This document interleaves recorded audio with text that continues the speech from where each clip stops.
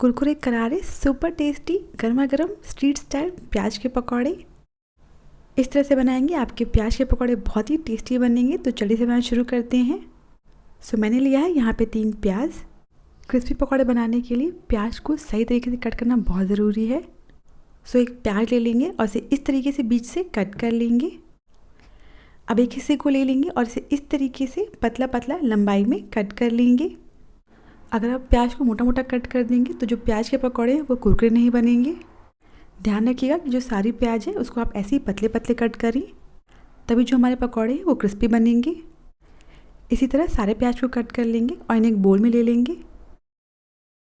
अब इसमें हम ऐड करेंगे 1 छोटा चम्मच नमक और इसके साथ ही में 1 बड़ा चम्मच कश्मीरी लाल मिर्च पाउडर। इससे कलर बहुत बढ़िया आएगा पकौड़ों का। अब नमक और लाल मिर्च को प्याज के साथ अच्छे से मिक्स कर लेंगे। इन्हें अच्छे से मिक्स करिएगा ताकि जो प्याज की लेयरिंग है आपस में चिपकी हुई वो भी अलग अलग हो जाएं। यह प्याज की लेयर्स बहुत आसानी से अलग अलग हो जाती हैं।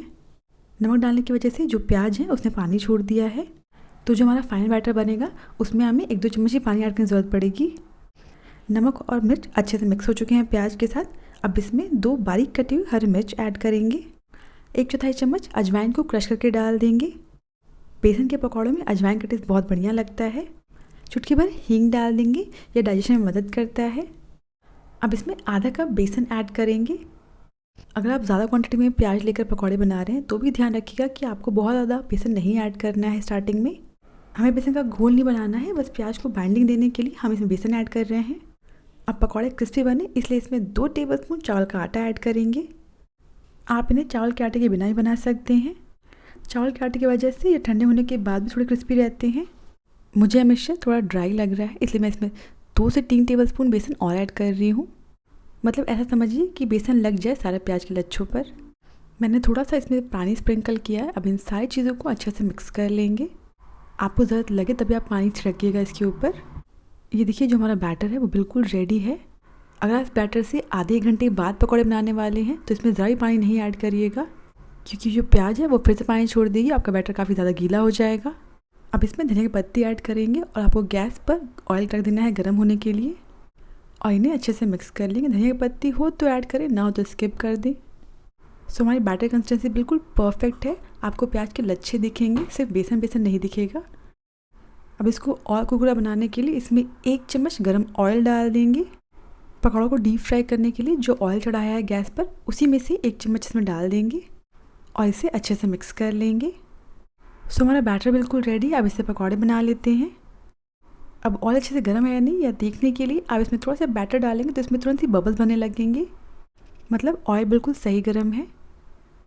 आपको ध्यान रखना है कि पकौड़ों को शेप नहीं देना है, बस थोड़ा थोड़ा बैटर हाथ में लेते जाएं और ऑयल में डालते जाएं। अगर ऑयल हल्का गर्म होगा तो जो आपके पकौड़े हैं वो ऑयल ज़्यादा अब्जॉर्ब कर लेंगे और कुरकुरे भी नहीं बनेंगे। और अगर ऑयल बहुत ज़्यादा गर्म रहा तो पकौड़े बाहर से तो ब्राउन हो जाएंगे पर अंदर से कच्चे रह जाएंगे। इन्हें 1-2 मिनट तक ऐसे ही छोड़ देंगे और उसके बाद इन्हें पलट लेंगे।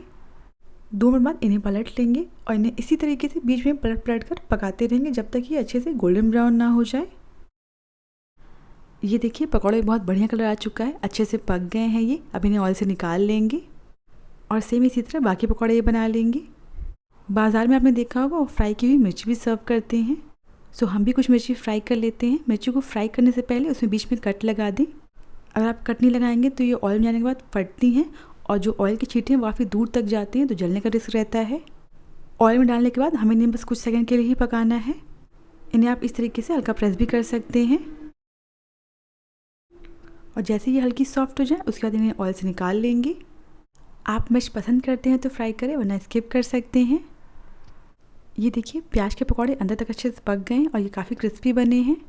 इन्हें आप गर्मा गर्म हरी चटनी के साथ सर्व करें, यह हर किसी को बहुत पसंद आएगा। अगर आपको रेसिपी पसंद आई हो तो प्लीज़ मेरे चैनल को सब्सक्राइब करना ना भूलें।